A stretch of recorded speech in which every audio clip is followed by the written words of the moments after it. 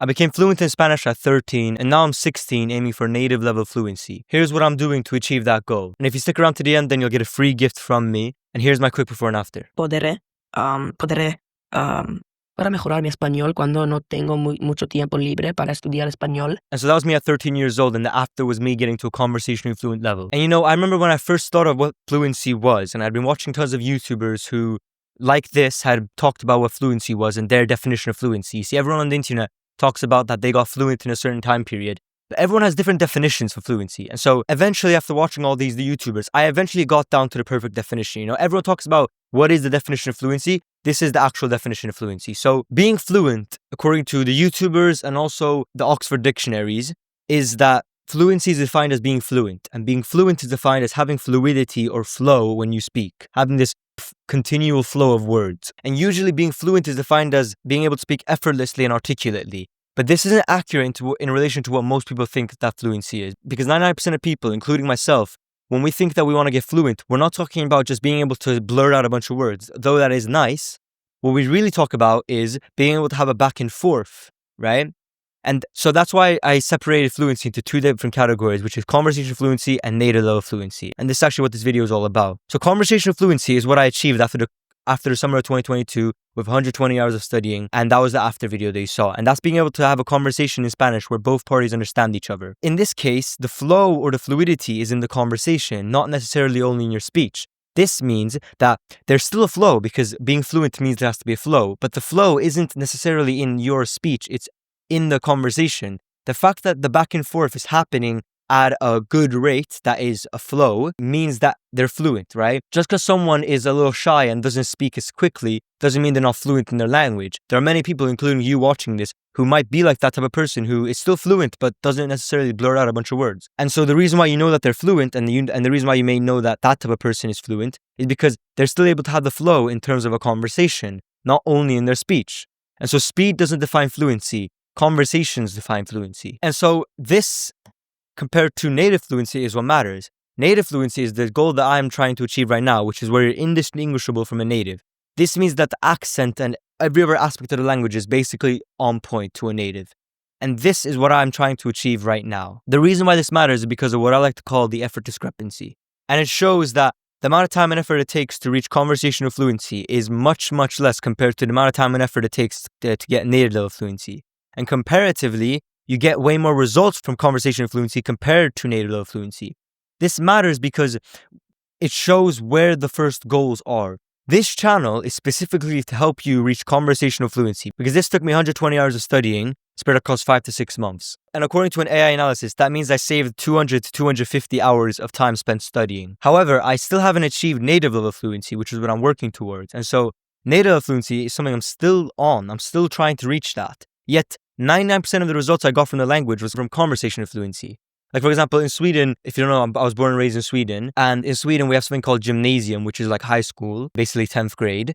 And so there's something called öppet hus, which is like open house, where you go to these gymnasiums. And what I do is I went to one of these gymnasiums and then I located the Spanish teacher. And I was able to just speak Spanish with the Spanish teacher, which is now my future Spanish teacher. And so that was a while ago. Another example is I was able to go to Spain and I was able to communicate with my language exchange partners, parents and family in Spanish, even though they didn't speak any English. And so conversational fluency gave me all the results I really wanted from Spanish. In fact, I never cared about native level fluency until now, making this channel where I'm teaching Spanish. And here in this case, I'm teaching Spanish to reach conversational fluency, not native level fluency. And so putting fluency into an equation or formula gives you this. Because a conversation is just two parts, speaking and understanding. There are only two skills that are being used in a conversation, of course, right? Because in a conversation, what is it? It's I'm speaking, you understand me, and then we switch. You're speaking and I'm understanding you. And so let me show you now what I'm doing to implement the fluency equation to a native level. So the first is like what I like to call transcript training, and I'm going to show you exactly how to do it and the advanced version. So this method called the transcript training works like this, where you'll find a piece of native Spanish content, ideally something that natives would actually watch, okay? And something that the person commentating or speaking sounds like a native. And the reason why is because, like you saw in the fluency equation, it's real Spanish, because my goal is to be able to understand natives when they speak. And so then I'd want to listen to natives when they speak, right? on this topic, the reason why the fluency equation is, in my opinion, the best way to learn and the fastest way to get fluent is because if fluency is just being able to have conversations, then every single skill that is required to have a conversation are the only skills that should be prioritized. And you can see that that's exactly what the fluency equation is. The fluency equation is literally just every single skill that is used in a conversation. And so there are many ways to skin a cat, but you would probably prefer a sharpened knife than a dull one. And so the same concept applies here. There are millions of different ways to study grammar or vocabulary or speak or understand, but the one that is most conducive to your goals is the one that will get you there the fastest. In the same way that training your abs is the best way to get stronger abs, even though squats, like if you did crunches compared to squats do still train the core, but not more than the abs do, right? A dull knife can still skin a cat, but a sharp knife is probably more conducive to the goal. And the same thing applies with fluency equation, which is why it's what I'm doing. And so the exercise I'm stating are, in my opinion, the best way to implement the fluency equation. Factually, the best way to learn Spanish is the one that implements the fluency equation the best. Now, there are different methods to implement the fluency equation, but the way I do it has served me well and served others well. Other people have got fluent and saved time with it, and so have I. So here's the video I chose, and so the goal here is to firstly choose a video where a native is speaking. And so the way to check that is just to click on it. So Antes de comenzar con el video, no olvides dar like y suscribirte. And the goal is that it should sound extremely hard to understand. And the reason why, because that is what real Spanish sounds like. Real Spanish sounds like what he just said now. It sounds like it's nothing. Obviously, it's not nothing. But yeah. And also, ideally, these video that you choose should be in a niche where common vocabulary is used. And in every single piece of content, common vocabulary is going to be used. That is the definition of common. And so you want to, ideally, what I like to do is, just me, personally, and what I'm doing right now is choosing a wider variety of topics. So for example, this is a video about like the Friday the 13th remake summary. And so this is in like the genre of horror, for example. And so I have like a playlist basically of many different topics, many different aspects of vocabulary that I can use in order to basically widen my vocabulary. And so now that I have the content, what's also nice to have is subtitles. Now, Spanish subtitles usually are automatic. So here they're auto-generated. On TED Talks, they're handwritten. So TED Talks are technically the best for beginners. But since I already am fluent in Spanish, I don't need handwritten subtitles because generally speaking, I'm able to understand it. And let's say I don't recognize a word, then the Spanish auto-generated is usually accurate either way. So here's how the exercise goes. It follows 3 distinctive steps. Listen, understand, and repeat. So the first step is to listen. Antes de comenzar con el video, no olvides dar like y suscribirte. Estamos muy cerca de llegar al millón, perros. And the second step is to understand. So if I've understood this, then I can just move on to the next step, which is to repeat. So I'll go back to listening. So I'll continue listening to the rest of the video. Now let's say I didn't understand what he said. Then what I'll do is turn on subtitles and then see if I understand it with the subtitles. Antes de comenzar con el video, no olvides dar like y suscribirte. Estamos muy cerca de llegar al millón, perros. Bueno. And so at this point, if you still don't understand it, or in my case, if I don't understand it, then what I'll do is I'll go to a website called DeepL. And DeepL is a translation website. So let's say I don't understand no olvides, which is what he said, which means don't forget. Then I can go here and translate it, okay? Now, here's the thing with me. Since I'm already fluent, I already understand, like, for example, here there's the concept of what I like to call the mood tense, or what is known as the imperative. So here's the thing, okay? That concept, because I already understand it well, I don't need to go research this even more. But if I was doing this to a conversational level, this process would look different. In this video, I'm just showing you what I'm doing. If you want more videos on exactly how to do transcript training in regards to beginners trying to reach conversational fluency, aka what I did in the summer of 2022, because I did do transcript training in the summer of 2022, I just didn't do it this exact same way because I didn't understand every concept in Spanish. Right now, I understand every concept basically in Spanish, so all I really need to do is just translate words that I don't know because I already understand grammar. If you still don't understand grammar, so this concepts like this are unfamiliar to you, then this doesn't apply. Then what you do is study grammar first. Now, I've already studied grammar, so I don't need to do that. Just a heads up for the beginners watching this. Now, what I'm doing currently is, because I usually understand videos without subtitles, what I'll do is I'll firstly go through videos with subtitles just so I can see what the video is about and get a feel for it. But I'm doing what I like to call advanced transcript training, which is where I speed up the video. And so on YouTube and other content sources, everywhere you watch content, you can speed up the speed. And my goal is to understand every video at 2x the speed, okay? And so this is the goal for me to understand videos. Antes de comenzar con el video, no olvides dar like y suscribirte. Estamos muy cerca de llegar al millón, perros. Bueno, no se campeó. Solo suscríbanse. Esa modernizada historia empieza dándonos un resumen de la primera película. Mamá Pamela. So it sounds inaudible. It sounds like nothing that you can understand. And even there, I struggle with picking up on some of the words. Obviously, I've already practiced this video beforehand, by the way. Usually when I'm starting a new video, because I'm conversationally fluent but not native fluent, there are a few times and few words that I miss, even at regular speed, let alone at the higher speeds. So if I didn't understand that, then I go to the use step, right? So now I just listened. Then the next step is to understand. So now I try to understand what he said. So I can do that by slowing it down, by turning on subtitles, by translating. There are many different tools to understand Spanish. This is just tools I like to use for now because I already speak Spanish fluently. If you aren't fluent, again, there are other tools you will use, like grammar tools. And that's basically how it goes, okay? Listen, understand, and then you repeat. And that's what I've been doing for several videos. Now, for me to get conversationally fluent, it took me around 1 to 3 hours of content. Right now, I've done maybe 2 hours of content total of transcript training or advanced transcript training as well. And so I assume that native level fluency is maybe 3 times that amount. So maybe 3 to 9 hours of native Spanish content where I've understood every single piece of content, all the words, and all of it at 1.5 to 2x the speed without subtitles.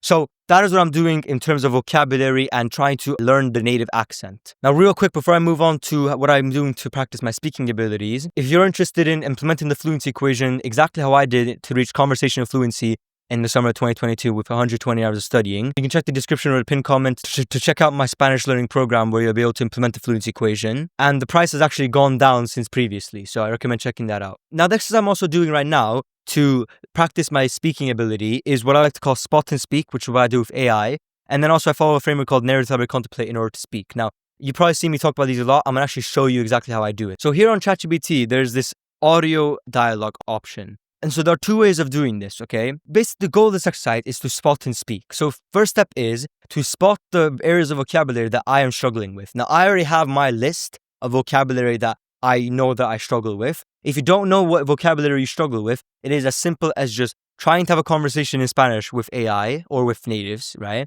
And then eventually you're gonna find out things that you don't know.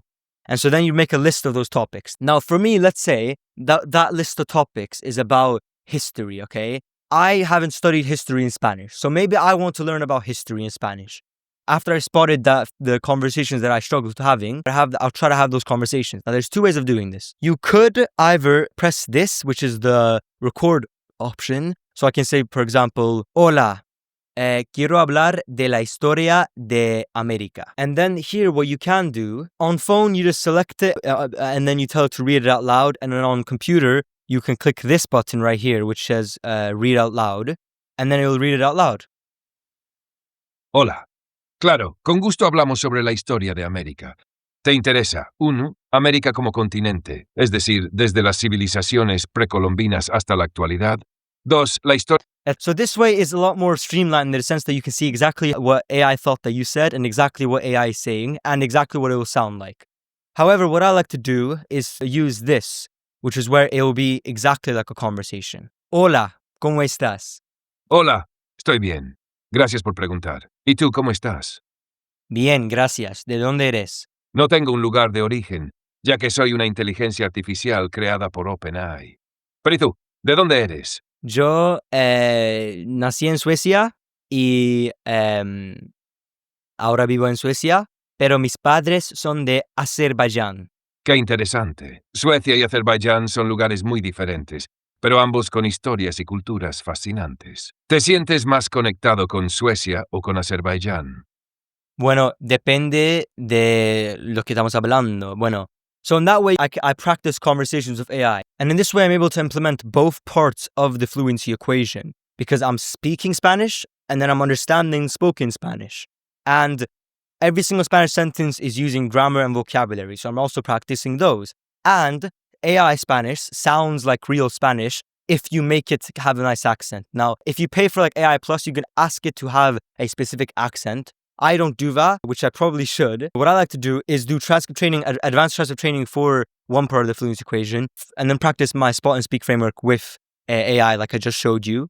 And then also do an exercise I like to call narrative contemplate. This is the way that I like to speak Spanish. You don't necessarily have to follow this. This is just what I like to do and what I'm doing right now. The reason why I do this is because I find that this framework of narrating, elaborating, and contemplating emulates a conversation the best. And that's my goal at the end of the day. I'm trying to speak with natives. So the first step is to narrate. So what I'll do is I'll narrate something. A narration is a story, report, recent event, or a commentary, so opinion. Then I'll elaborate. To elaborate is to give details, to explain. And so I'll give details on either my story, report, opinion, commentary, etc. Basically my narration. And then I'll contemplate all of those. So I'll ask why. To contemplate is to question or to ask why. So I'll question my story, its authenticity, etc. Or question the report or recent event, or my opinion, or my commentary, or my beliefs, right? And then obviously the next step is if I don't know how to say something, then I will understand. And it's the same thing as in transcript training. I'll use DeepL to translate. And the thing is, again, I already understand the grammar in Spanish, so I don't need to, for example, search up the conjugations, since I basically already know all the conjugations for every verb. But again, if you are trying to reach conversational fluency like I was still doing narrate, elaborate, contemplate, but I was doing it by implementing grammar into my learning. And if you want to learn about that, then click the subscribe button and the bell notification, because then you'll get notified when I make a video, and most of my videos are about exactly that. This is a special video because I'm talking about what I'm doing. What I'm doing right now to achieve native fluency isn't exactly the same as I was doing to reach conversational fluency. And then I'll just go back. So go back to saying the thing that I now know how to say. And so ideally, I will combine narrate, elaborate, contemplate with spot and speak, because both of them work hand in hand in the sense that with ChatGPT and AI, I'm able to narrate something, then I'll be able to elaborate on it and then contemplate on it. And the way a conversation works is basically those three elements. Every conversation ever starts with a narration, and then it usually moves to the direction of either new narrations, then elaborations, and if the conversation is really good, then it'll go to contemplations. So basically that's how it works. And that's also why surface level conversations are usually just narrations. They're very shallow, sort of. Whereas complicated and more deep the conversations get, the better the conversations are. And that's why following the framework of narrate, elaborate, contemplate is a powerful framework, in my opinion, when it comes to practicing speaking in Spanish. And by the way, in my other videos, I go exactly how to do this if you're a beginner. And now that you made it to the end, let's talk about that free gift. So if you check the description or the pinned comment, you can grab my free, easy-to-use Cognate cheat sheet, where you'll be able to unlock thousands of Spanish words instantly. And there's no email needed, no need to opt in. It's just yours for free, my gift. You click on the link, boom, and you'll be able to unlock thousands of Spanish words instantly. I'd really appreciate if you shared this video and did all the YouTube metrics and all that. And yeah, hope you enjoyed, and stay humble.